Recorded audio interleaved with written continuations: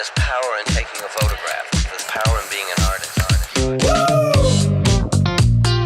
It's the Phoenix Film Revival Podcast.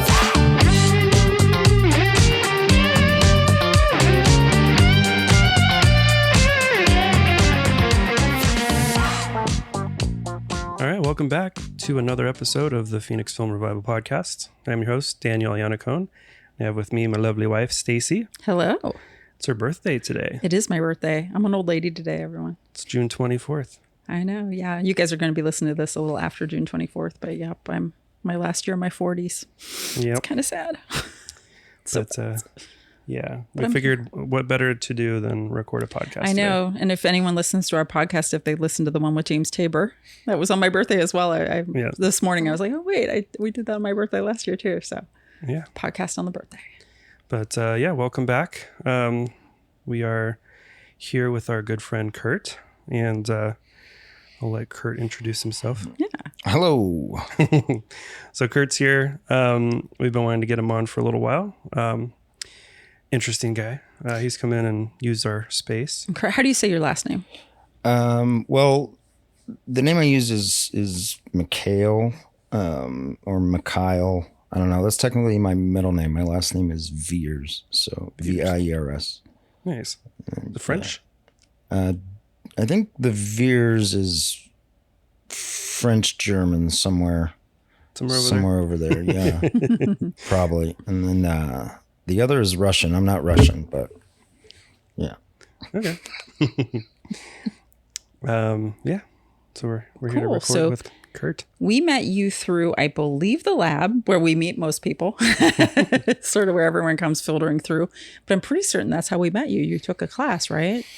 Yep. We had my partner Winona as a birthday gift got us a couple of passes to come do the printing class, and that spawned the friendship that we have today. I think we were in there like every other week, every third week for a few months. Had a ball. Yeah. Printing a lot. It was a lot of fun. Yeah. Got a taste of printing and just went for it. One of our cereal ones. People buy the box of paper and they're like, I'm printing it all. Yeah. I'm doing it. Yeah. What's funny is we actually didn't realize this till afterwards that you're friends with Dave Tabor and Tanisa. Yeah, I am. Small world. And then you said James Tabor, which it took me a second to put that together. But yeah, it is a small world. I think I met both of them through a mutual friend, a gentleman named Shantae Orion. Everybody knows Shantae. Shout out to Shantae Orion. So yeah, he's sort of been my Phoenix liaison. Yeah, unintentionally, just sort of happened that way. But how long have you been here? I crash landed in Phoenix in I believe mid-November 2015, and then I've left a couple of times and came back. Yeah. And you're here today. And I'm here today. Yeah, another summer. Another summer. Yeah. This is my at least sixth summer in Phoenix. Yeah. Everybody asks themselves, why am I here? Why did I do this to myself? Yeah. I've been here since 2016, so it hasn't been super duper long, but every summer I'm like, oh God, is it really worth like the trade-off for winter? Because I like the not having to shovel and drive through snow. Like that's nice. Yeah. Yep. It's just when the humidity picks up and then it's like, oh, I thought it was a dry heat here. Not so much right now. Yeah, unfortunately, we're right in the midst of it. It's just begun. Yep. But we'll be okay. Yeah, humidity started a little early this year. Usually it was last year it was like second week of July, and then it started to pick up, but it kind of started in June, which maybe that means we'll have more rain this maybe. I hope so. Well, the monsoon season just started like literally on the day I looked up. I'm like, oh, there's clouds. I'm like, look at that on time. So not bad, but we're hiding out in our house in the cold. So we got the air going. So it's all good. Yeah. So you lived a few places, because I know we've talked to you a little bit, and it sounds like you've moved a bit. Yeah, a lot of jumping around, running away. around the country, short stints here and there. I'm originally from Kansas City, Missouri, and then spent some time in Denver, a few places in the Northeast, and as a kid we lived in Oregon, a little time in Atlanta, and then I lived overseas for a short while in Austria. Oh, that's fun. But I've mostly been in Phoenix and I haven't traveled much here recently, so maybe those days are behind me. Slowing down. Yeah. You sound like you don't want to move anymore. Sounds like you're done. Yeah. Living out of a suitcase is mostly how I did it too. So there's a lot that comes with that. A lot of freedom, but then a lot of stuff you do without. So I'm enjoying stability. Yeah. Stability is always nice. Mm-hmm. So you have a bit of photography, but also a musician. So I think a lot of people here in the Phoenix area probably know you more for that, I would assume. I don't know. I haven't done a lot. There's been a lot of photography stuff here. The last few months has kept me really, really busy. So I was today talking with someone. We recorded some music, and I got some projects that I'm going to jump into here as the summer progresses and get back into doing the music thing. But the last few months of a lot of photography stuff coming down to the lab's been included in that. Yeah. It's been a lot of fun. Yeah, printing quite a bit. And you had a show just recently as well. Currently there are photos up in Phoenix behind Changing Hands Books on Camelback. They call it the Newton, I guess. I just recently learned that, even though there's like a big sign that says the Newton. But Dave Tabor, Tanisa, myself, Steph Carrico, and Eli, I can't remember, but yeah, there's some photos up for a monochrome show. Currently, those will be up through beginning of August. So, nice. Okay. It's a long show, which is nice. 2 months, yeah. Yeah, that's really good. And if anyone's never gone over there, it's a really great bookstore as well. They have a little cafe as well, so you can get some stuff while you're there, and then go check out the art and get some good local books. And all the staff that work over there are just amazing. Yeah, it was awesome. That's put on by Trunk Space. Yeah, it was sponsored by them. So it was originally supposed to be in the little gallery space they had at Trunk Space. Due to several things, they had to part ways with the church where they were where they had the art space. So they had to find a different venue essentially. So we knew about it.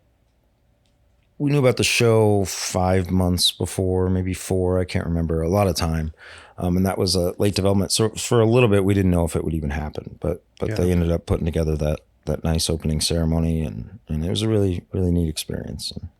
Yeah, I'm glad they had a place to have it, because I know everyone. Tanisa had actually printed she had cyanotypes in the show. She printed them through the lab as well. I was with her that day, and she was really excited about it. But then shortly after, you guys found out there was no home for Trunk Space, as did a lot of people. And they're sort of in flux right now, which hopefully they land somewhere. I'm sure they will. Everyone loves them. Yeah, I'm sure they will. But yeah, I know everybody was a little nervous, like, oh no, where are we going to have this? I know.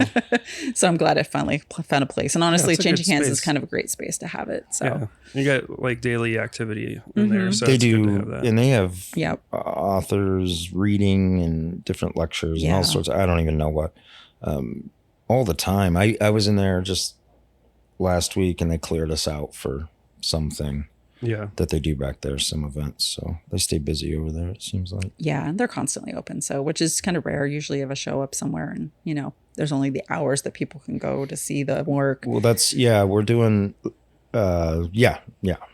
So here it's like you got the retail hours at the bookstore, and it's always open over there. So it's really great. I saw one Tanisa sold too. Yeah, she was very happy. I saw her running over there with the red. I was like, that is awesome. Yeah. Yes. Yeah. Dave sold one. I think Dave sold one. Yeah, I think he did. And then he sold it again. He said yesterday that he had sold that piece twice. So. Oh, good. I think he did. Yeah. I think he mentioned something like that. Oh, like he reprinted another print of it. Yeah, that's great. Yeah. Yeah, it afforded him buttons and he said he bought a stereo, a piece of stereo equipment, and he was seeing like this long convoluted way of buying certain yeah. equipment. Yeah. It's the long con. Yeah.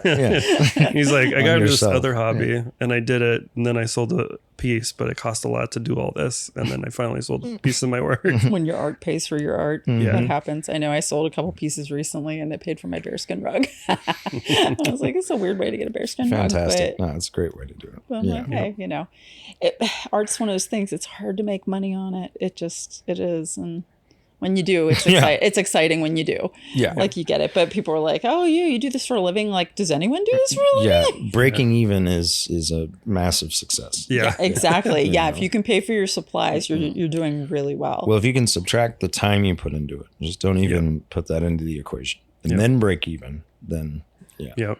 Yeah. We have people come through the lab sometimes like, oh, I want to make this a career and I'm excited to sell. And you gotta, I know you're excited and maybe you will do really good, but you gotta like be realistic about it as well, because it's really hard. It's so hard. And Speaking of making your own work, you also are part of a group, I believe, that does like a photo community type thing. Yeah, we have a the Domino thing. Yeah. There's we have a little crew, 3 of us, that have essentially just ran an Instagram page called Domino Film Photo, and it's just black and white film photos. That's the theme, you know. And there's 3 of us. There's Chris, he's in Madison, Wisconsin. There's Liv in Baltimore, and then there's me out here. And there wasn't a lot of. Chris had started the thing, and then kind of just reached out if I wanted to help out with it. I didn't really know him. That was like a year ago. And then Liv jumped on board. So we have 3 different types of photographers in 3 different parts of the country with 3 different tastes that help put together a film page. And then we just did an actual print zine that just came out. So that's fun. It's exciting. They're available. They're for sale, the zines. We actually sold out of the ones that we did have for sale, but I do have one right here that I just got in the mail like yesterday. So awesome. I'll pass it over to you. Thank you. That'd be cool. Yeah, we kind of missed that. Like, I do follow the page, but I'm so bad at Instagram. Well, and it was a pretty quick thing. We didn't print a lot of them. Yeah, we did. It was 100, so it wasn't. It sounds like you need to do a bigger run. I think we decided we're just going to leave it at that and go on to the next issue. Yeah. So great. Just leave it at limited run. Yeah. Take a break just real quick. My mic is falling down, literally. I'm watching it like go lower and lower at me. I'm like, why is it going away from me? Is it holding? No, it's not. It's moving. It's moving. Oh gosh. But I'm like watching. I'm like, it's falling. I was like, why is Stacey getting quiet?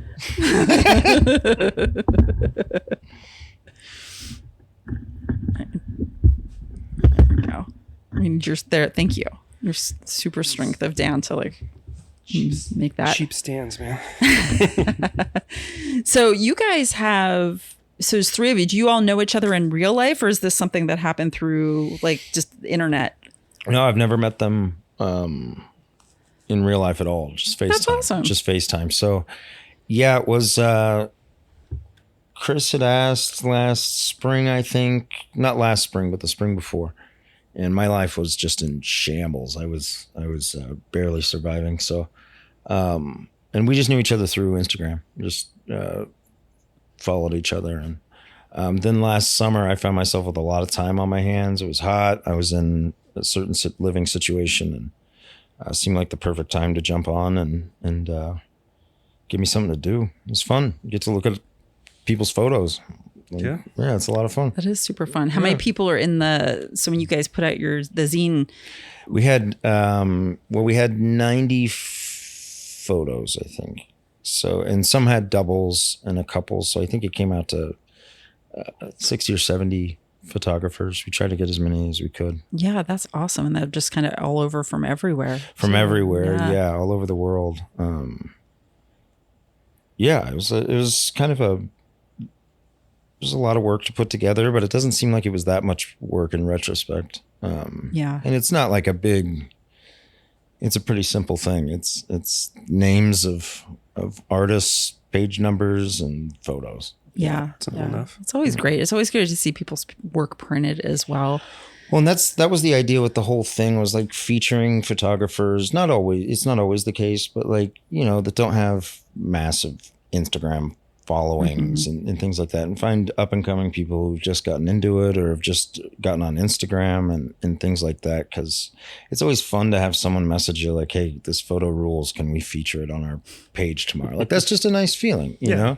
Doesn't really mean anything. No one's making any money. No one's anything. Yeah. It's a fun thing to do. And it's good for community. Yeah. It absolutely is. I love seeing pages that, like, a lot of time you see pages is very self-serving. It's always nice to see something that's like, here's what other people are doing, and you kind of see it. And there's a lot of photographers out there that don't get eyes on their work at all. So absolutely. Yeah. And that's our main objective too. I mean, it doesn't always work that way. I mean, sometimes, we get some photos from some. Yeah, there's some people that are just so good. The cover of the zine I should show you is this Italian photographer, but I don't know. It's just been really nice to accomplish something. I usually don't finish what I start. So it's fun to share other people's work too. Like for me, I don't know. Even the whole thing with the lab is really enjoyable, and I really, people ask me, what do you shoot? I'm like, well, let me think about that. Just random photos, I guess. But then I don't know. I don't really go too far with it, but it's fun to help others share their work. Something enjoyable about that. Yeah. I like opening the doors to people that don't know there's like this bigger world out there of photography. Yeah. Because the world, unfortunately, I mean, it's just the times, you're only exposed to what you're exposed to, and you don't know what you don't know. It's one of those things. So it's always nice to have people come in the lab and be like, hey, do you know you can do this kind of process? Or, hey, do you know you can print like in a dark room? And some people have never heard of it. Yeah. Like it's a completely foreign thing. So it's just sort of nice to be able to like open those doors and be like, oh, there's more to this. There's more to this. It's also, there's more to just online.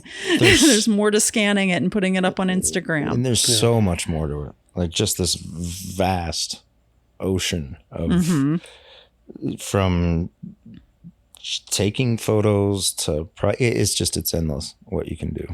Yeah, it absolutely is. That's what I always tell people. I said, you'll never find the bottom. Like there's no bottom here. Like anyone that ever tries to tell you they know everything, they definitely don't know everything. They know nothing. And Dan said it the other day. The more I learn, the less I know. And it's so true. It's so true. We learn things every day. We're like, what? Okay. That's a thing. That's how they did it back then. Yeah. So it's cool. But anyone that's trying to keep the art alive and analog alive we love it. Absolutely. Yeah. Hats off to them. So when did you start taking photography? Like, did you start with film? Did you start with digital? No, I grew up around it. My pops is a photographer. My dad. So he's always taking photos. Cameras were everywhere. But I played music. That was I wrote and I played music, and I don't know, it just wasn't a medium that jumped out to me initially. But when it was actually coming to Phoenix, and shortly before coming out to Phoenix, things went awry in my life, and it was all crazy. So I stopped playing music, like deliberately, just went on this intentional hiatus, and I was walking everywhere, and just really enjoyed taking some photos with my phone.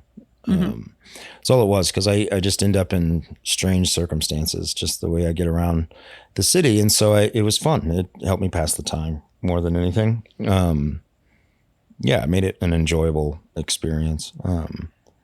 And then as that progressed, I think I put them up on, an old Instagram page and this and that. I had a lot of photographer friends through the years that would come out and take photos of, it was just part of the, that world with playing music. There were photographers around and stuff. And so friends of mine who were photographers had reached out and kind of encouraged me, because they saw something in the way I was, I guess, composing photos. And it was all just from the hip. It wasn't any conventional knowledge. But then, some brief conversations with my dad too. And it really kind of brought us a little bit closer because it was something we could both. He's not a musician and all that. And so after all these years, we found something that we could relate on. And so he gave me and I had some point and shoots and different things at this time, but I think it was 2017. He gave me a Nikon Nickermont that I still have now, and a couple rolls of Kodak's T-Max 100. And that was it.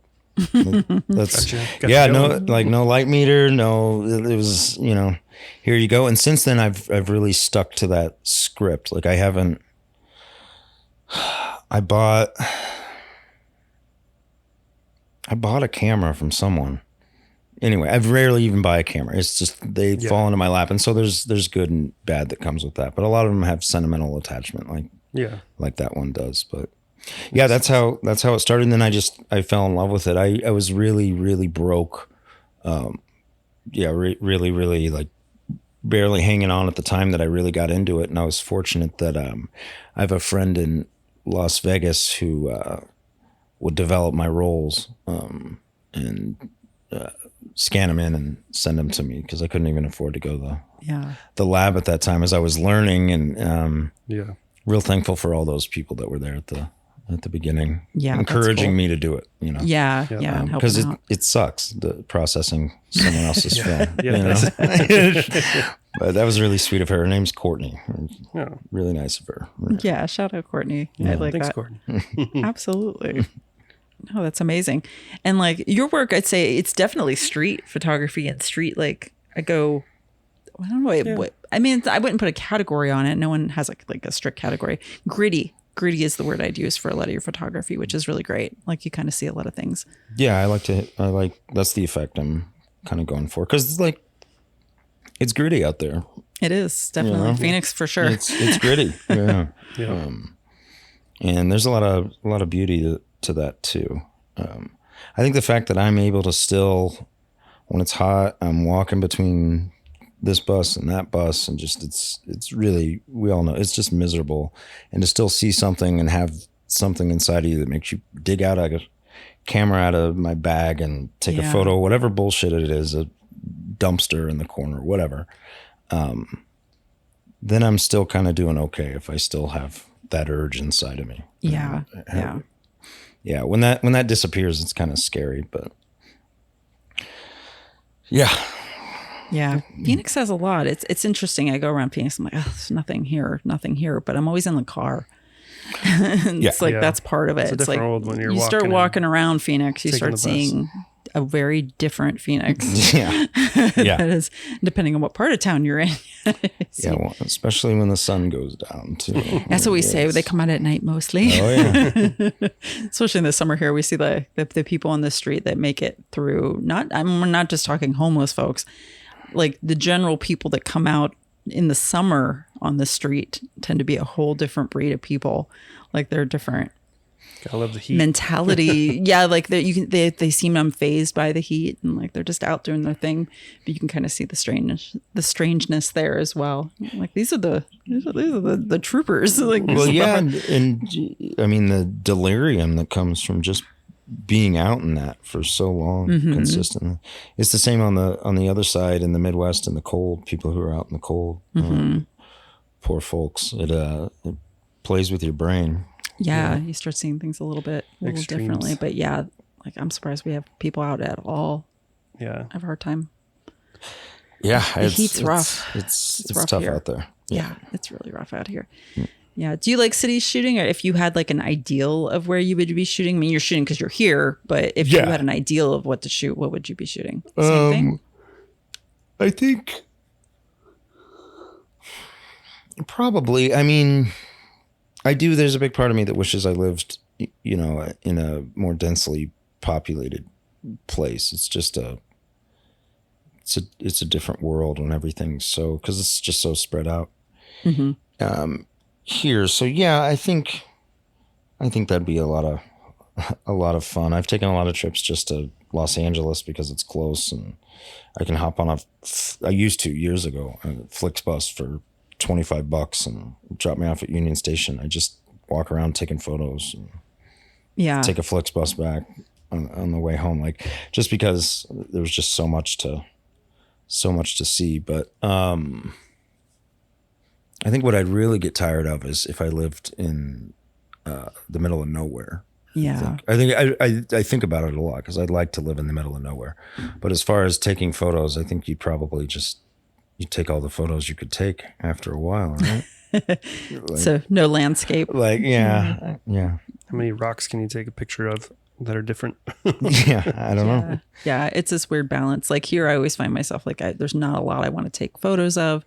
But then when I'm out in the middle of nowhere, I'm like, it's kind of limited here as well. But then I go to like New York City has a lot going on, but it almost seems too clean. Like it almost seems too polished. It's not like, if I could like time travel like 70s, 80s New York, like get a lot different. It's hard to find like that weird medium.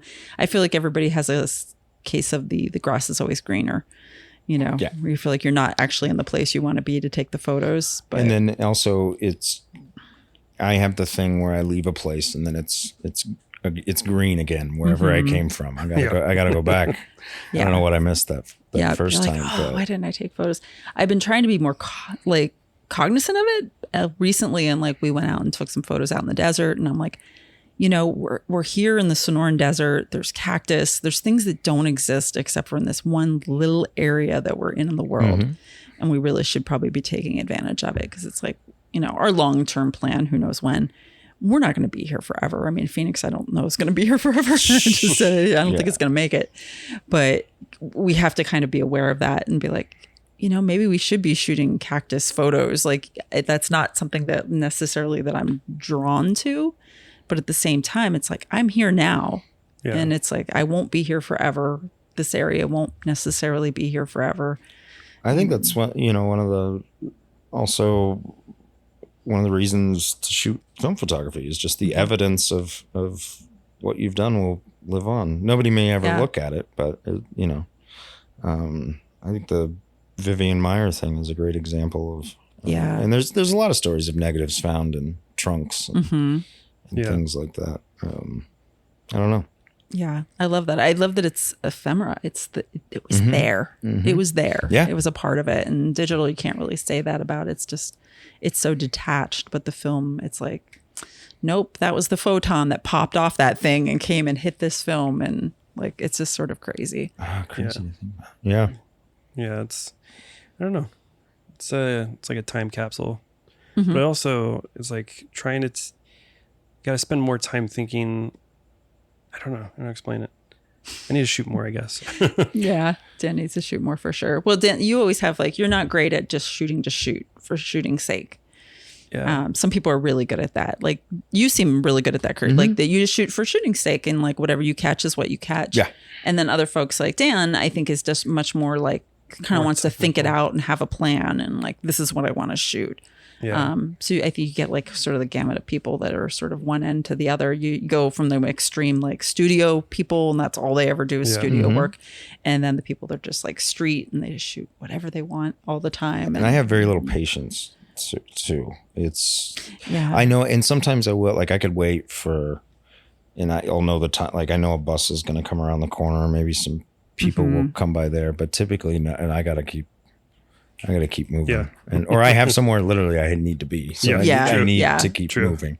But people have seen. I've had a guy I work with at the restaurant. He goes, "Hey, were you out taking a photo?" Like it was like 4 blocks from work. I'm walking into work, and he was just so confused. And also, I'm taking a photo of just literally a wall. It's just white, but it used to have like the craziest mural in the city on it. I've watched this wall change over the last 5 years. It's like the 4th time. It's been painted over, a new mural, or this or that. It was an adult store. Now it's a flower shop. It's right next to the Denny's there. Yeah. So he saw me taking a photo of the white wall because I thought I have film photos of all of these walls over the last 5 years. I've worked at the same restaurant and I come from the same place to go to work. So I thought I don't know what I thought, but normal, or just not normal, but just everyday people's, it's a fun conversation. I wish that's the one photo. I wish they switched it over to that flower shop and I'm like, oh my God, I never got a picture of the wall. I'm going to do a thing at Sam Key And in August, and one of the photos is that wall with all the models. Nice. Did you get the van? They had the van for a while out front. Oh, the van I have different photos of that was parked on the front. I'm on the side, and the van may be in the photo. That's awesome. I'm not sure, but that van ruled too. The van was so good. I remember saying, "Oh, I'll take a picture of it. Oh, I'll take a picture of it," and I never took a picture of the damn thing. Well, and I would get off I had to walk that way. Yeah, like so I see it every single day. You're there. So. I would drive by, so I'd always be like, "Oh, I'll pull over," and I never did. That's always one of those things with Phoenix where I'm like, I should take a photo of it because it will change. Because despite everything seeming the same here, it like does change often, and a lot of things move and change. So if anyone's not familiar with what we're talking about, so this was at, I think it's 7th Street, or is that Central? No, 7th Street. So 7th Street in Camelback, where the Denny's is. Yep. There's a building next door to that's now a flower shop that used to be an adult shop. And it had like just kind of a mural of ridiculous looking bathing suit style cartoonish women on it. And then they also had a van on it that basically was like an XXX type of van, which... honestly, today you just don't see a lot of that kind of thing anymore. Like you really don't. But it was sort of like this just interesting little thing that's smushed in between like a very just normal shopping kind of area. You know, it's like literally right beside a Denny's, and then you end up with this crazy van. But yeah, it just that was there for quite a while, and then it went away. So I'm glad you got a photo of it, because I regret that. And who would know that it'd be gone that quick? Because I don't even think it was up a year. Yeah, it was really fast. A true work of art. So it really was. I've got it here. I'm going to send you a copy of the photo. Awesome. Yeah. It's just downloading from. It was Dropbox. Very, very classy, and I was like, "Oh man, I should get a photo." And they did everything too. They bought gold. They were like kind of a one-stop shop for that. Yeah, there's a couple places in Phoenix where I'm like, okay, I got to get a picture of this. I got to get a picture of this, and I'm always like. There was one recently that I went out with our friend Denise, and we took some pictures of signs like that are around here, because I think Phoenix has some amazing signs in it. And we took one here, and we live in the Melrose, and literally right down the road. And it had like the Parrot, and it had a TV repair place. Oh, I've taken photos of that too. Which is wonderful. Yeah. They just took them all down. No way. They're all gone. If you go down there, they're refreshing the building. So the signs are gone. And I'm like, oh man, I'm so glad I actually got photos of it. I have some very strange double exposures, accidental, but they're all of those signs. Some horizontal, some vertical. I'm glad I got them. Yep, exactly. That stuff, it goes in a flash. So it's like, if you want to take a photo of something, take it, because you just don't know when it's going to be there or when it's not going to be there. Well, they had there's a mural, and I can't remember the specifics now, but it's on Grand right by the lab, getting close to Van Buren. I need to dig it up, and I'm glad I took even a cell phone photo last time I was there a few weeks ago, but it's all covered up too. I just noticed that on the Paper Heart building, might be across from the hotel. Yeah. They painted it. They're painting another thing on there, because we just saw an outline of it yesterday. Whatever was up there, I can't remember, but it ruled. It was like clowns, or was it something like that? Yeah, it was awesome. It was kind of colorful. They're putting like a woman or something on it. There's like an outline of it. There's one of a cat that they did, that the cat is like falling upside down, and then it like writes itself. It's kind of like four different frames of that. I love the street art in Phoenix. There's a fair amount. Yeah, of it wasn't like a great. Professional mural, which I'm less into. It looked like someone just painted some funny stuff. Yeah, they put some random things up. That's fun. Phoenix has some cool ones. Yeah, time's fleeting. You gotta snap a photo, that way you have that memory. Yeah, absolutely. Yeah. Do you shoot almost all black and white, or you do color too, film? I do color too. I do a lot less of it, especially since I started helping with Domino. It was kind of happened at the same time, though. It wasn't one or the other. I had just preceding the Domino, starting, I would say at the start of 2023 is when I really just mostly started shooting black and white. But I still shoot color too. Every so often. I think I've got some Cinestill in a camera, needs to get finished. But yeah, it's I would say 3/4 black and white. Yeah. But I like some color too. Yeah, I really enjoyed that Phoenix 200 film for a couple rolls. That was pretty fun, and it was like $6. Yeah. Was that cheap? Yeah. I didn't even know. Or like I felt like it was like $8 or somewhere around there. Yeah, I don't think it's super pricey. Yeah, I think when I got it, it was around $8 or something like that. Yeah, I'm bad with the color. I almost never shoot color. It's just because I like to print everything. Yeah. But as Dan has discovered, you can kind of sort of print color negatives as black and white prints, and it does work. It depends a little bit on the image, but it can be done. So I'm like, maybe I'll throw a little color in there because I could still technically I could print it. So you lose a little bit of the control and stuff on the. Yeah, a little trickier to work with. Yeah, but not too bad. I like it if I know I'm going to be in a place, or if there's a golden hour thing happening, and I usually don't plan a lot, but if I do find myself in that place, I like some color with the way the sun goes down. I think it's nice. Yeah, that's cool. So when did you start printing? Did you start printing with us, or you printed before?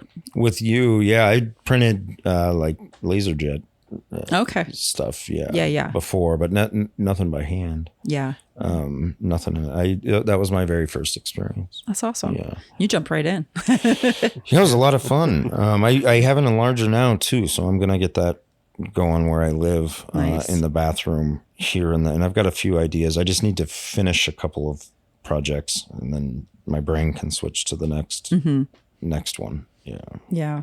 Printing your work in the darkroom is so different than anything. It's and it takes some practice. And I only learned the very tip of the iceberg, essentially, right? I there's so much that can be done. Even that last day that we were there, and just kind of the last time I was in the lab, and we were just kind of experimenting. I was taking some. There's so much you could do. Yeah, so much you could do. Printing. One of the things I was thinking about the other day was that printing traditionally in the darkroom. The nice thing is you don't have to worry about the image shifting to pink or green or whatnot, and that's one of the challenges that you have with the digital printer is that it's using multiple colors to create a rich black, and sometimes you have color shift and it shifts more one way or the other. We have a light jet printer at work, and it's an RA4 color process, but you can print black and white, but it's not like we switch over the chemistry or whatnot, so it's the same paper, but you would print black and white on that. And sometimes we have these challenges where it shifts to be more red or more green, depending, and you kind of have to try and calibrate that, bring it together, bring it in a little tighter. But the nice thing about printing is you have a very consistent tonality as far as, I wouldn't say tonality, but you don't have this weird color shift. It's true black and white. So unless you do sepia tone or you do some toning and stuff, but I don't know. Well, a lot. I know that. I wouldn't know. Having you two available helped the process immensely. Yeah. So, thanks for doing what you do. It's a whole nother world. I don't know what's going to happen if I actually get it up and running where I live. If I can even afford it. It's not too bad. The paper can be a little pricey, but generally speaking, printing in a darkroom is not too bad because you can reuse those chems for a fair amount of time, especially if you keep them, in a bottle and don't have them just the trays just open and out all day. Your developer goes pretty fast. If you get, 5x7 and smaller paper and really small stuff.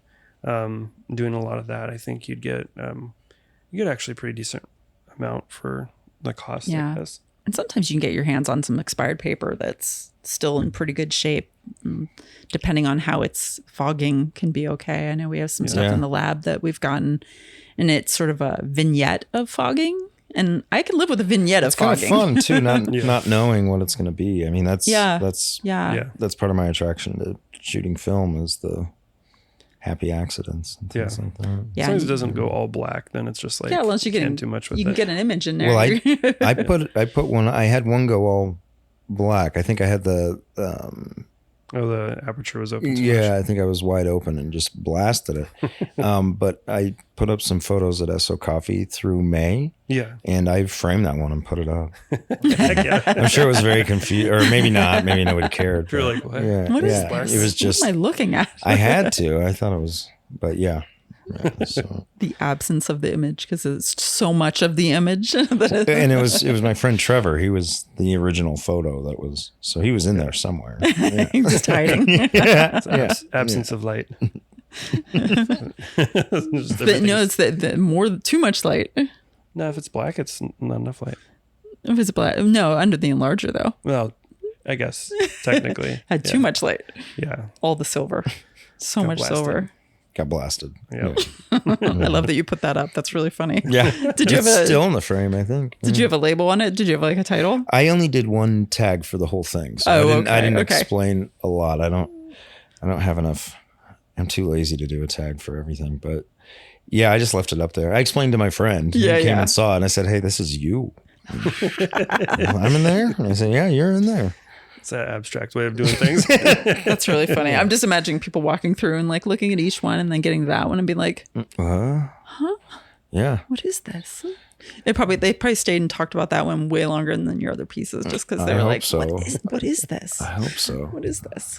It's like use your own imagination. It's the void. Yeah. That's like a whole nother level of photography right there. You like do a whole series of the photos, but like they were all just completely blasted with the light. Out. So they're all... Yeah. What am I looking at? That is modern art right there for sure. That's where modern art starts. That's where it starts. That's it. Yeah. That's it. You get like a concept and you're like, yeah, I'm gonna do that. I like it. Yeah. It's like that one concert guy who did a symphony, and it's just 3.5 minutes of silence. And it's like that's his piece. I forget what it's called. It's like the fine art guys that go like Picasso can do amazing work, but then at the end of his career, he started just doing stuff that looked like a grade school type style. But it was like he's gone. You just go completely the other way. It's like a big circle. I like it. It's like skill, but at the same time. Yeah. I like that. I thought of that a lot. It's one way of doing it. Yeah, really. So do you have a good amount of space at your home to make this work? Are you gonna do the bathtub tray thing, or I think it's gonna have to be the bathroom tray thing. My roommate has agreed to every couple weeks, maybe, if I need to lock myself in his bathroom. But he's got a big enough, I think, counter, and then there's also the toilet and then a full bathtub. So I think, and like doing it at night, or I can black out it's just one little tiny window. So I feel like I can do it all in there. Mine is too small to do it. I just have a stand-up shower, and it just barely fits a sink and everything. I think it's way too small. Yeah. There's a will, there's a way. You can do it. I used to do I'm it. sure. Yeah, I'm sure I could figure it out. Maybe even build some sort of table that could sit on in the shower. With the trays, maybe, but it would be nice to have it in my space. But we'll see. Yeah, just we'll gonna see how it goes. Black out. We have some people we know that live in their dark rooms. We have a friend that lives down the road, and he's like, his dark room is his home. Yeah. one big dark room. Nothing wrong with that. Yeah, before I met Dan and started coming to the lab, I used to do it in my bathroom. That I would tape myself in. So I gaffer tape myself in. Yeah. And I'd be in there with all my stuff, and I'd have my little trays in the bathtub, and I'd have my box of paper on the toilet, and I'd have like a enlarger. It did go up to 120, surprisingly. So it was like it wasn't the smallest enlarger. It was like, I forget what one that was. I actually gave that away, but like a medium size, and it was like half balancing on the sink. It was like sort of kind of on the sink, and I'd just be in there for hours. I come out like a little loopy though, like the fumes from like between the stop and the fix. I'd be like, whoa, like it's a little intense. And I might like plug in like red light in there, and it got the job done. Yeah, that was before we had the lab. That's what I did. I was use the bathroom, and I actually had plans to like weld this frame that I could stick in the bathroom, and like it was gonna be like all like modular in the bathroom, so half bathroom, half dark room, but like. You could still use the restroom. So brilliant. I was like, oh man, I'm gonna make this work. It's gonna be great. And then we got the lab. So yeah, that's the hard part about it. I'm sure you could have made it great. How you put the lab together is that's using the space you've got. Bigger feat to kind of pull the lab together, but I don't know. We've got exactly what we need in there now. So yeah, it's taken a lot of adjustments too over the years to kind of get it where it's at now. I feel like we're in a good space now, especially right now. We moved our table around, and now 2 people can print in there with big trays and be completely independent of each other and like work independently in there. It's like if anyone's been in our lab, they know how small it is in there. But at the same time, like for a darkroom, we have an insane amount of space because most people are working in plenty of space now. Yeah. Very tiny darkrooms. A lot of people we know it's a bathroom situation, or you know, if they're lucky enough, they have like a basement or something and like they can make room in it. Yeah. So we're actually kind of fortunate to have the space. That's, you know, it's good for the community, but it's good for us too. Cause we too, like we're in our home now. I don't even know where we would do it in here if we had to do it at home. Our bathroom's too tiny, especially with our sink. I mean, it's a little different if you have a little bit more spread out space, but yeah. Just like to, it's really hard to do it at home, and I get it. So that's what kind of scares a lot of people off from darkroom printing, is just a matter of where the hell am I going to do this at? Which I get it, but you can make it work a little bit. I mean, you don't need too where there's big, a will, there's a way. There's a will, there's a way. I've got the enlargers, so we got started. I have one easel and one lens. Yeah, hey, so that's all you need. Do you do all 35, or do you do any medium? Just a little bit of medium. With a Holga, just a few rolls, and then I've ran a few rolls through an Icaflex that I have. I think that's it. I haven't done a lot of. It's mostly been 35. Yeah. It's a slippery slope. I always tell people, and they're like, "Oh, I want to try medium format." I'm like, "Okay, be careful." It's just less. I'm of the. I want to get as many photos as I can, so that's been just more bang for my buck. So I like half frame cameras for that reason, because I get twice as many photos. It just depends. It depends on what I'm doing. I don't know. Some people are just Holga masters. You know? A couple friends here in town. One of them, you know. Yeah. Well, a couple of them, you know. Ryan Hale also is a wizard modified Holgas. Yeah. Yeah. Some people are really good with the Holgas.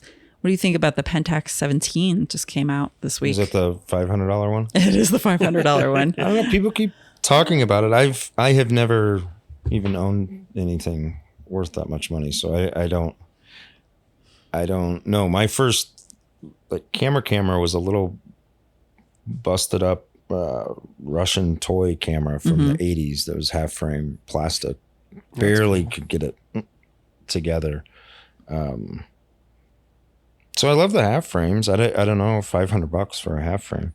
That little Kodak Ektar is $40. It seems a little more attainable. It does seem a little more attainable. Yeah, I was excited to see that there was a new film camera coming out, because a new film camera, yes, like absolutely, let's do that. But yeah, $500 is a little bit. But I don't know enough about it to even comment. Just people have talked about it a lot recently. Yeah, yeah. I don't know enough. I'm not a half frame girl, but then again, like I can't get 72 shots in. Like, oh my gosh, I have a hard time getting the 12 in with like the medium format. Yeah. I can't imagine. I feel like by the time I got to the end of the roll, or the beginning of the roll, would be like from a year or something. It happens. It's that a lot of shots. Yeah, it is. It is a lot of shots. And I guess if you're shooting more like a photo, you know, because there's some people that just shoot like a ton of like, you know, photos on their cameras or whatnot. So if you're just shooting like parties and your friends and just kind of nonstop, I can see that being like totally a thing. But if you're like someone that's more purposely shooting, I guess, I think that'd be difficult. I think to get that many shots in. I know I'd have a really hard time. Half frame. If you print, that's why like I have no use for it either. It's like to print that, you can only get to like what 5.7 and have it. I mean, that's at most probably printing. If they're solo, I just had, and I have them here, my prints for the show we're doing at Sam Key, and I went 8x12 on the pairs, and then I went 6x9 on the singles, and they turned out really well. I feel like, and I did the high res scans, like I had them rescanned, and I didn't go on the originals, so we did that whole thing beforehand. But I feel like I could have maybe gone one size higher on the prints and still been able to see, but I don't know. So yeah, there's some limits to what you can do. So, and I don't only shoot. I rarely shoot with a half frame, but I do like how you get more shots, depending on what I'm doing. If I'm walking around, like I've gone on a lot of, if I end up in New York City for a couple of days, like I'm going to want to just go crazy taking photo. Way more economical. Yeah. I came across this roll that was in a donation to the lab. It was a 72 exposure roll of HP5. And so I was like, what? That's even a thing? Oh, on half frame? I was, actual roll film. So HP. Oh, it was 72. How did they even fit it? So kind of a crazy story, but the HP5, Ilford HP5, at one point they realized, okay, well, what if, there's only so many things you can do to improve how many photos you can get in a camera. One is, go half frame. And then the other would be to have like a special whole, loader that had to attach to the camera that would take like a larger roll. Oh yeah. But they realized, well, what if we make the base of the film thinner? So we are going to use a polyester base. We're still going to make the HP5 mix, the coatings and everything, but they apply it to a thinner film. So that way more film will actually fit into a cassette. So you actually have 72 exposures. So they double the length and half the thickness of the film. Kind of like 220. Wow. Yeah, kind of like 220. 220 and 120. 120 has the paper backer for medium format, and then 220 has just the leaders. And then, so you really can't use 220 through like a Holga because you're going to fog the backside unless you tape up the back really well. Anyways, I came across this roll. I was like, oh, this is crazy. And then I was like, well, how do you develop that? And I realized there was actually a special tank. So it was a reel that would allow you to load a 72 exposure roll onto that reel to process it. Anyways, we still have that roll in the lab. Probably never going to shoot it, but wow. Oh, we have that in the lab? Yeah. It's hiding. Dan's purposely hiding it from me. For a minute. That's why the first I ever heard of it, 'cause he knows. He's like, should I share this? Yeah, but the fun thing about it is, I was like, oh, what if I load this into a half frame camera and then shoot it? Oh, geez. And well, I have a friend who just double exposed a half frame. Yeah. Roll 144. Yeah. It's a lot of shots. Yeah. Then the other thing I was thinking about was like, what if I develop it instead of black and white, develop it as a slide instead. So you turn it into a black and white slide. And then you would have like this long, like super long strip, but just do portraits of people. Wow. So then you'd have 72 exposures of people.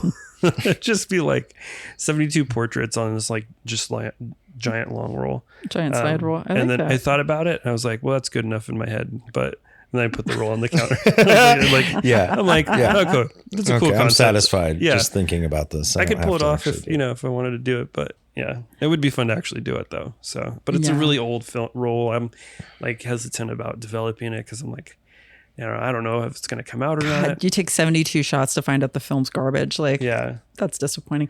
Black and white though, man. Black and white can hold in for like time. Like it really can. I remember I had a couple expired rolls from 72 and they were black and white and they were really, really, really nice. And I was like, damn it, I want more of it. I'm like, that's all you get. But yeah, that'd be a bummer if you took 72 freaking shots. When did they make 70? I guess they made that. I don't remember checking the date on it, but I think it was more of like 80s, like late 70s, early 80s, maybe early, up into the 90s, early 90s.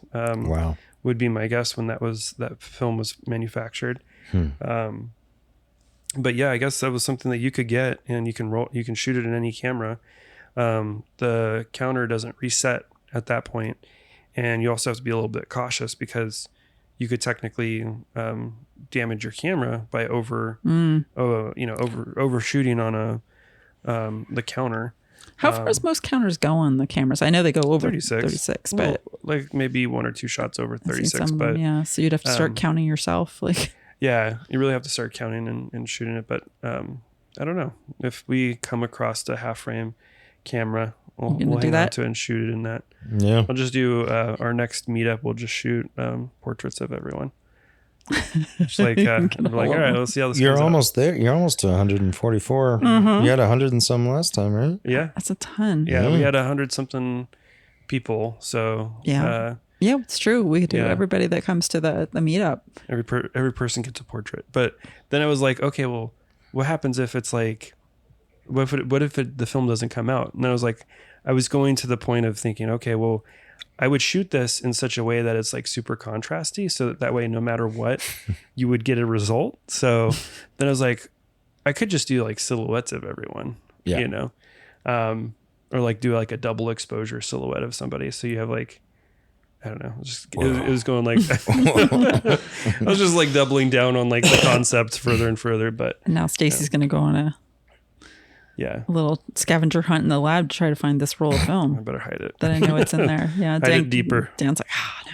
Dan runs into these fun little things. He wants to hide them. I found plates once. I found a whole bunch of dry plates. They're really nice dry plates, like what are they, 12 by 12 dry plates? Yeah, they're pretty big, but they're meant for doing special work, like lithography type work. Yeah, I shot on a couple of them. I did some enlargements on them. They were actually really nice. We still have like a box or two, I think. So yeah, Stacy printed on one, so we have a giant lantern slide. Yeah, it is my birthday today, so I'm just saying. Oh yeah, happy birthday again. Maybe I can get access to the dry plates again. You already own the dry plates. I know I own them, but I know you don't. Dan wants to hoard them. No. Save them for a special occasion. Well, my birthday is a special occasion. There we go. Stacy's getting. Yeah. I'm gonna print on some dry plates today. Yeah. Yay. Yeah. But no, that would be good. The big roll though to take portraits, especially in next get together, which won't be for a little while now because we're in the weather. I know the weather is here. Everything's on hold. Yeah, so we end up usually by the time the weather breaks enough to be like want to do outside stuff, you start getting into the holiday months here, which is ridiculous.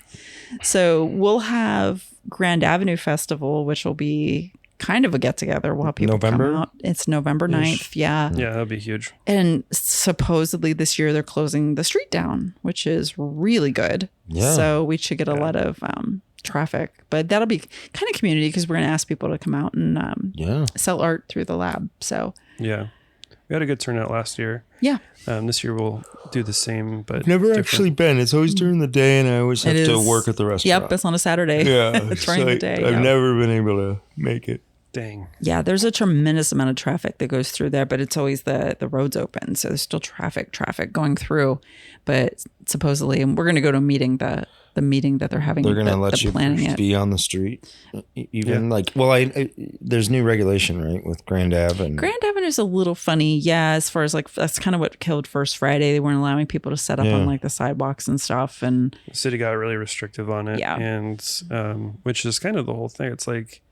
These are people trying to sell their art, versus like somebody who's making, something not semi-illegal, but like, doing things that are not, I don't know. Yeah. To be, something that the public should be concerned about, but like art.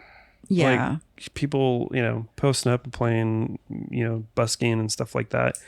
Like it just kind of killed the vibe with the way the city is just. And there's not a lot of places for that in this city anyway. So there's not. No, there's always like some sort of door there shutting, and be it financial or what have you, that's like stopping people from being able to get their art out there, which is such a shame because then you end up with like people that are already kind of wealthy and their art tends to be boring and like, but they can be seen.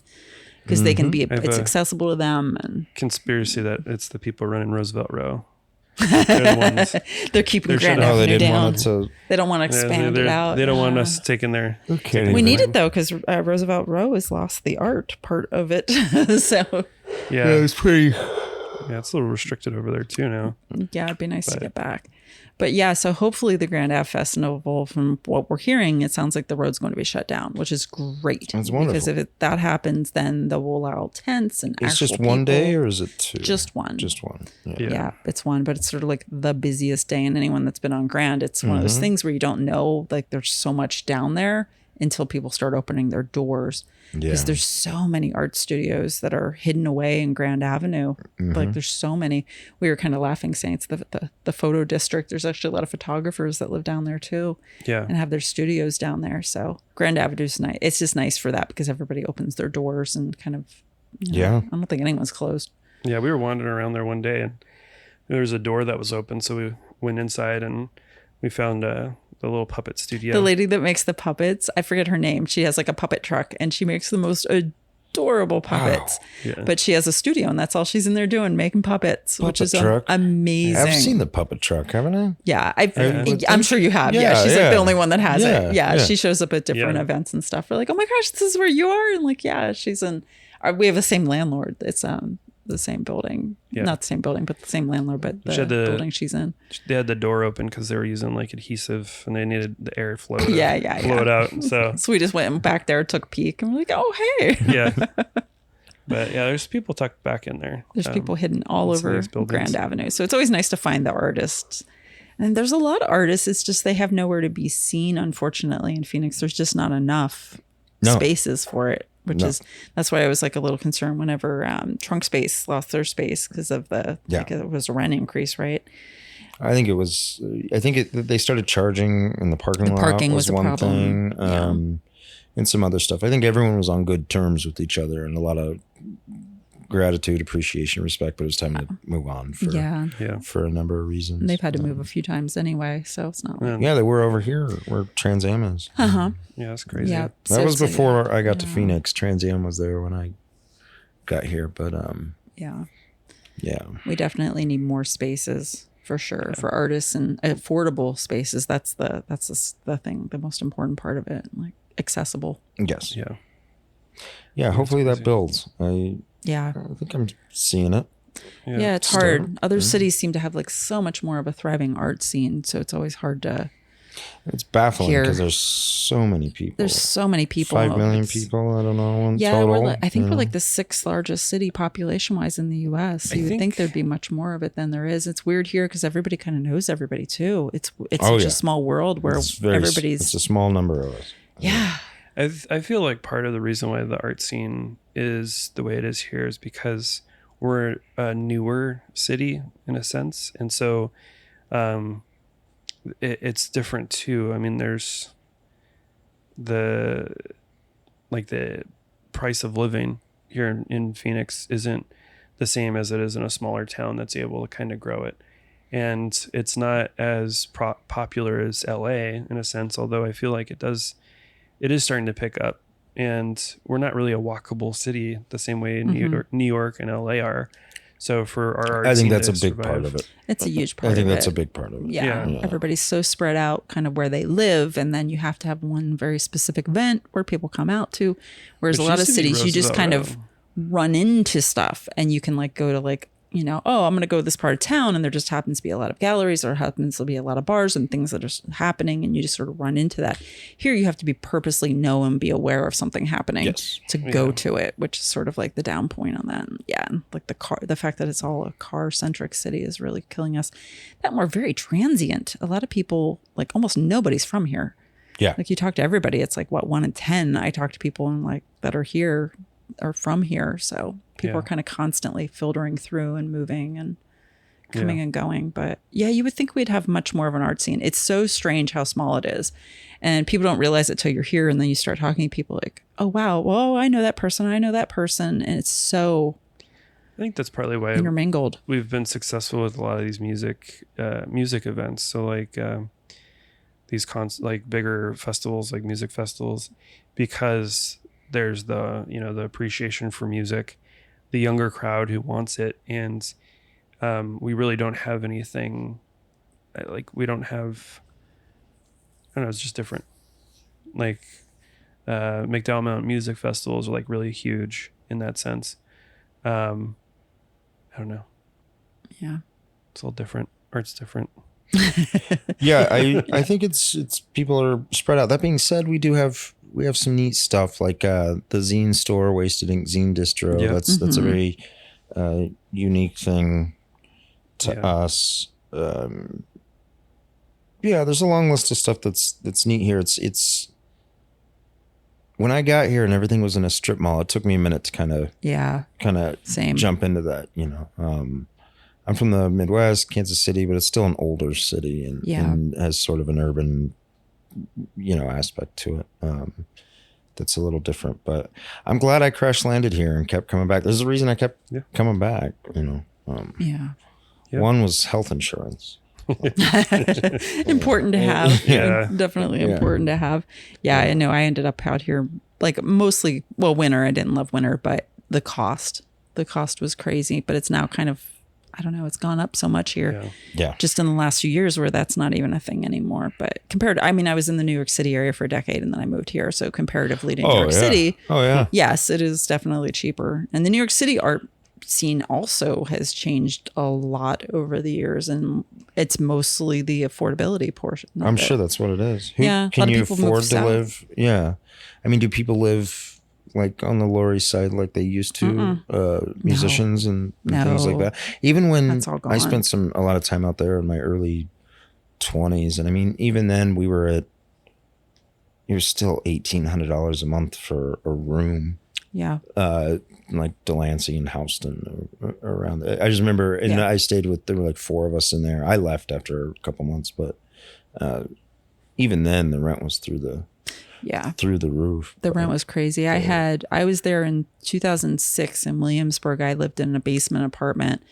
And I was paying for myself. I've always been kind of fortunate to have a good paying corporate job. And I've stayed in that line for a long time, but I didn't have roommates, and I was in literally a basement that was not a good basement at all. It was sort of crappy. And if I recall correctly, I was paying $1,400 when I moved in there. Probably. And that was in 2006. Yeah. It would have been 2004 maybe when it was $1,800 for that. It was technically 2 bedrooms, but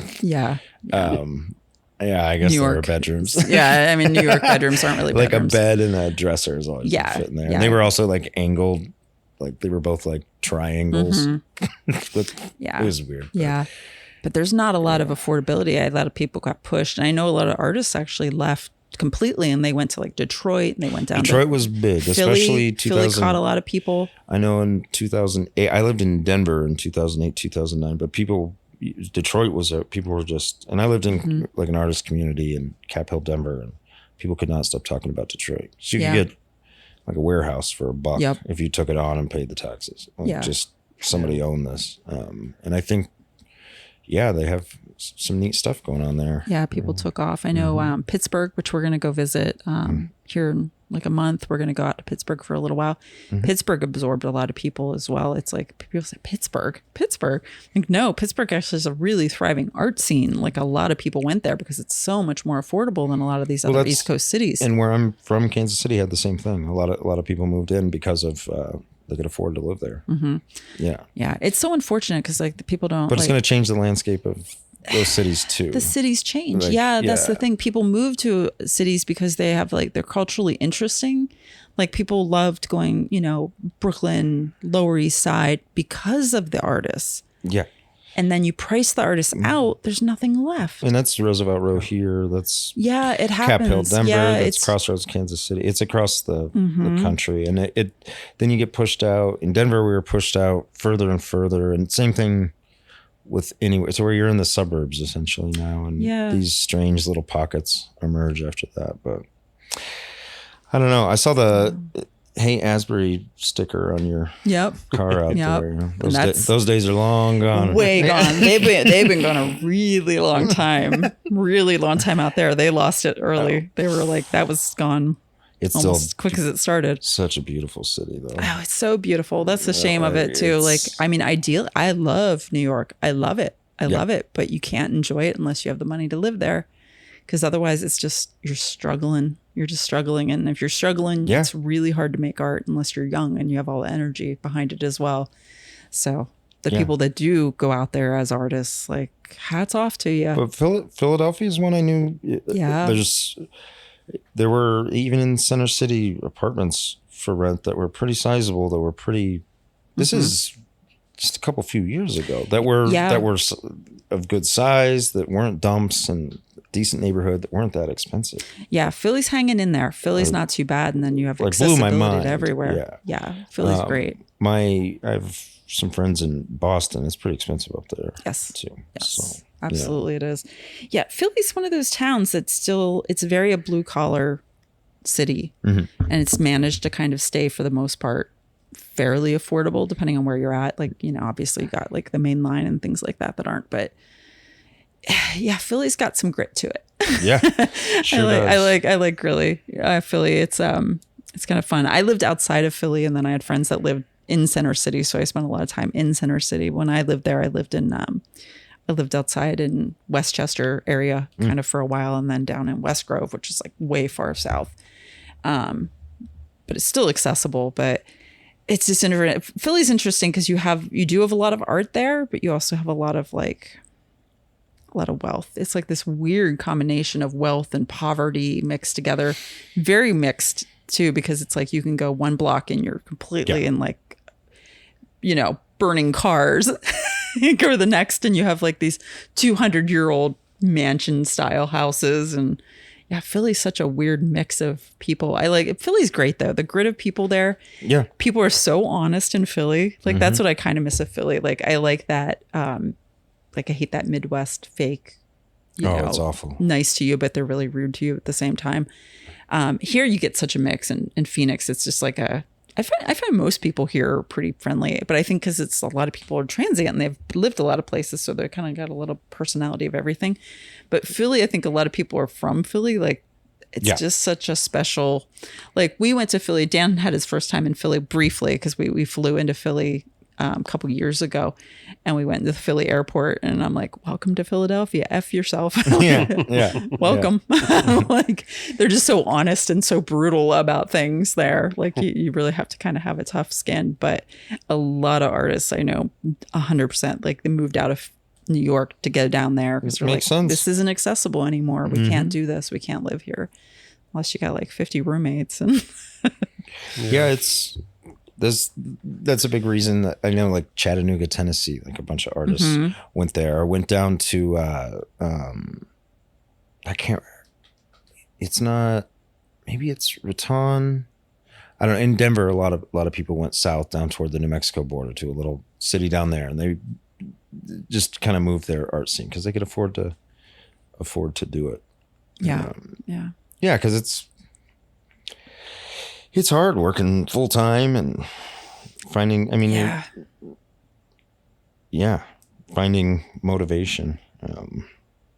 You got to find a space. You got to find, you have to afford the parts and pieces to do your art. Yeah. Inspiration. That's all hard when you're just trying to pay the bills. It's a little scary here in Phoenix because it's like, man, stuff has gone up a lot here. And it's like the amenities aren't here for the price it's going up to is the problem. I couldn't imagine having like a family or anything that's not just me. It's crazy to get by. We're constantly talking about that with the lab. Like just keeping the lab going is like kind of a thing, like all the time. It's like a circle of money.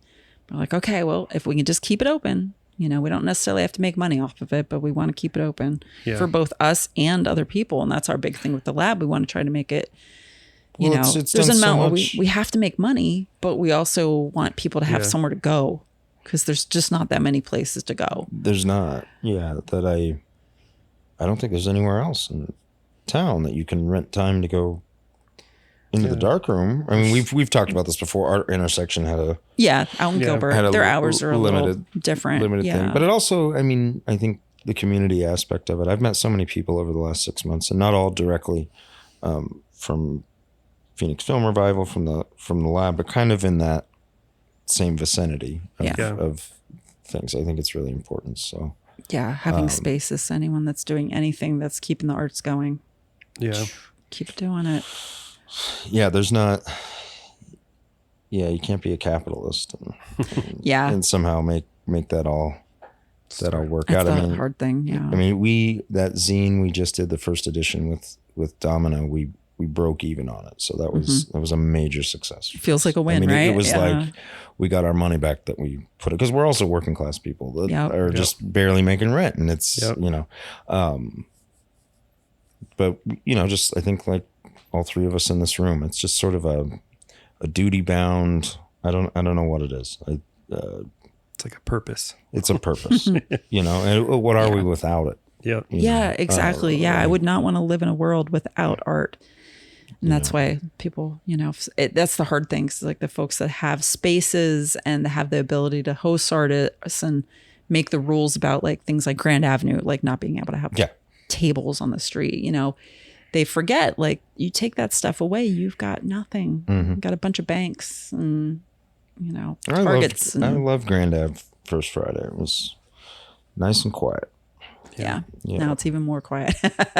Oh, I noticed last time I went to an opening at Sam Key, and then we walked around for a little bit, and we had commented like, why is it so dead out here? But apparently that's why. It just sort of died off because of it. Changed a bit. A little bit of that's the time of the year too. It gets a little bit better towards the winter, but it's still not. Yeah. There. Briefly it was like it was going up, and we're like, oh, Grand Avenue might become something, and then it got squashed. I thought it was. It was in the winter. A couple winters ago, it was pretty popping. Some of those nights. You know, and I think it still can be. I mean, Trans Am does like openings on First Friday. Sam Key does openings on First Friday. There's a long list of people whose doors are open at least on First Friday that aren't on the sidewalk. But it certainly adds a different ambiance when you have buskers playing. Yeah, absolutely. Eagles songs or whatever nonsense, whatever. There's an energy that comes from that, and we get. I miss. Yeah, we don't get a lot of that urban life stuff in this town. No, we do not. Not at all. Yeah, that's kind of what I miss about. Like, that's a lot of what I miss about New York. New York always had something going on. There was always something somewhere that something was happening. Oh yeah. And even now, when I go back to New York, it feels like a little bit of that it's lost, and it wasn't even that long ago. Well, yeah, I don't know who could afford to.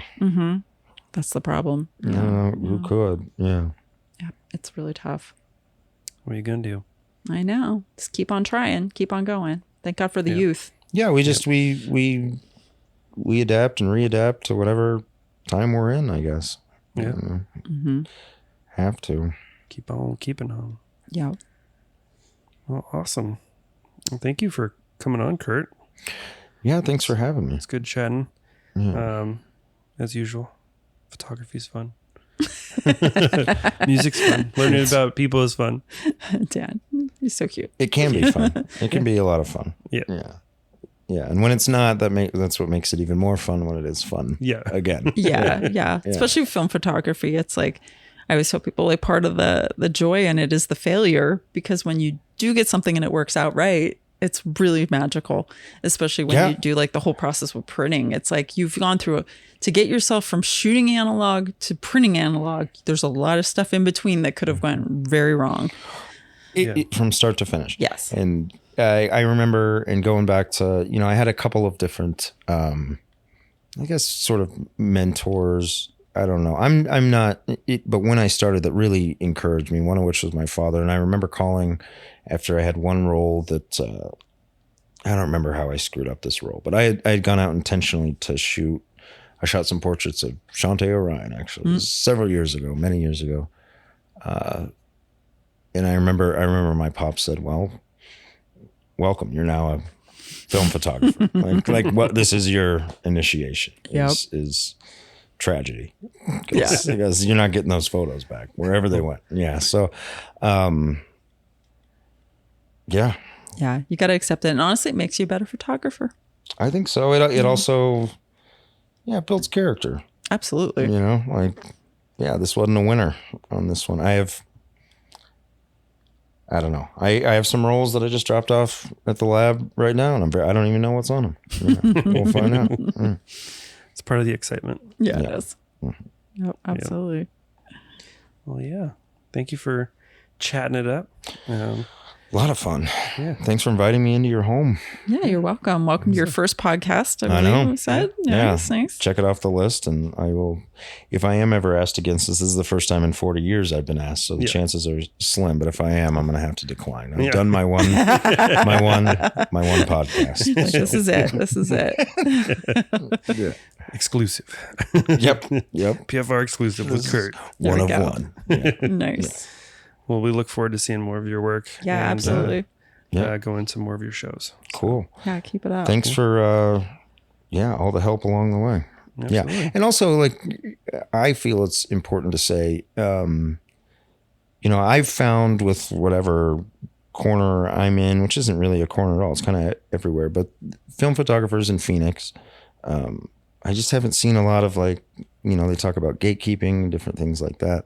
Like I have just seen a lot of like, hey, I love to do this. You know, if you love to do it, come hang out with us and we'll do it together and support each other. Like that to me. So there's a lot of downsides to the city of Phoenix, but I have noticed that within the film photo community. Absolutely. There's a lot of encouragement, supporting each other, less of a competition or you know, that sort of deal. So yeah, we've absolutely seen that, which is great. I like to foster a very diverse group and encourage people to encourage others. So we can just keep this art alive. Yep. Keep it going. Yep.